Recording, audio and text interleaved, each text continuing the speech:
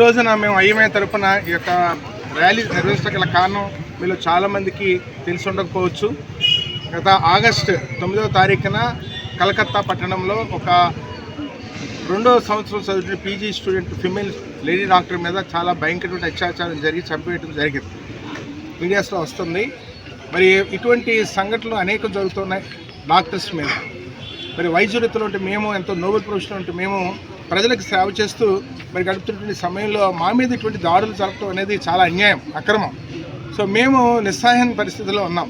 ఈ రోజున మేము అందరం కలిసి గళమెత్తి మాట్లాడటం గల కారణం ఏదో ఒక రోజున మేము ముందుకు రావాలి, మా యొక్క బాధను వ్యక్తపరచాలి, ప్రజలు తెలుసుకోవాలి, తద్వారా మాకు వారు సహాయపడతారు. అంచేతనే ఈ సందర్భాన్ని పురస్కరించుకొని మీ యొక్క సహాయం మేము అందిస్తున్నాం. మాతో పాటు మీరు కూడా మీరు పోరాడాలి.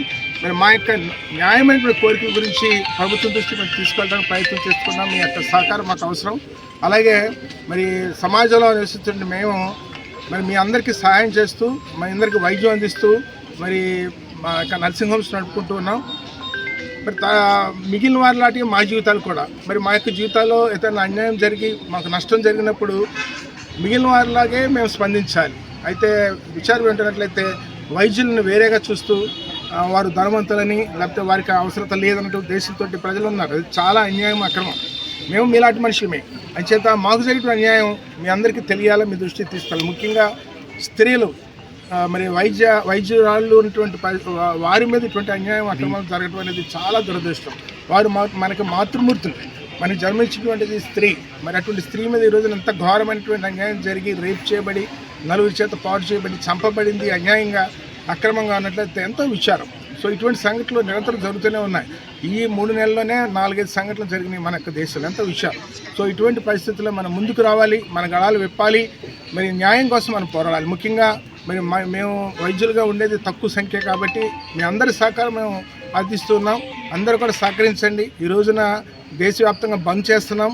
మా యొక్క నిరసన తెలియటం కోసం, ఇతరులకు తెలియజేయడం కోసం మేము నిరసన చేస్తున్నాం, బంద్ చేస్తున్నాం. దయచేసి మాతో సహకరించండి. మరి అత్యవసరమైన పరిస్థితుల్లో పేషెంట్స్ మేము వైద్యం అందిస్తున్నాం ఈ పరిస్థితుల్లో కూడా.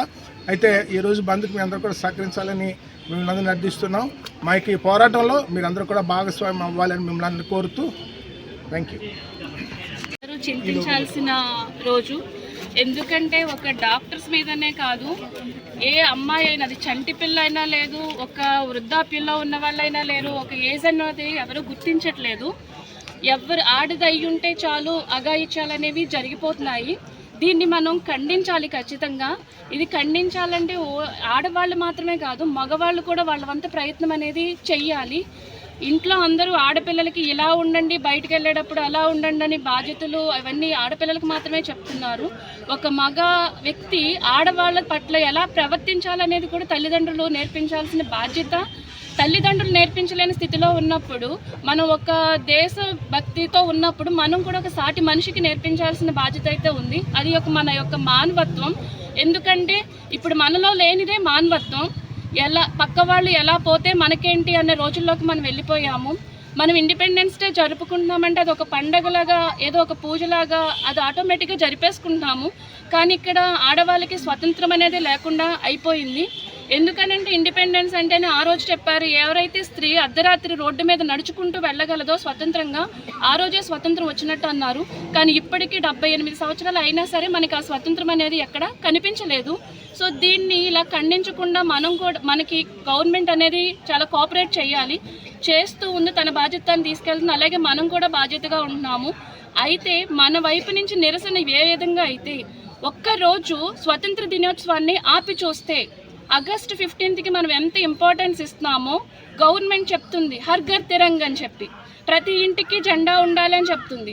అలాగే ఆడవాళ్ళ మీద జరిగే అన్యాయాన్ని అరికట్టాలి అని చెప్పి ఆడవాళ్ళ వైపు నుంచి కానీ లేదా మన ప్రజాస్వామ్యం వైపు నుంచి కానీ ఆ ఒక్కరోజు స్వతంత్ర దినోత్సవాన్ని జరుపుకోకుండా ఆపితే పరిస్థితి గవర్నమెంట్ దృష్టికి ఖచ్చితంగా వెళ్తుంది. ఎందుకంటే గవర్నమెంట్ ఈ స్వతంత్ర దినోత్సవాన్ని ఖచ్చితంగా అందరూ జరపాల్సిందే, ఈ రూల్స్ అందరూ పాటించాల్సిందని చాలా రూల్స్ మనకి పెట్టుకుంటూ వచ్చారు. రోడ్డు మీద ఉమ్ము వేయకూడదు, పొగ తాగకూడదు, మద్యపాన నిషేధం, ఇలాంటి చాలా రూల్స్ పెట్టుకుంటూ వచ్చారు. కానీ అవి ఎక్కడ మనము ఫాలో అవ్వట్లేదు.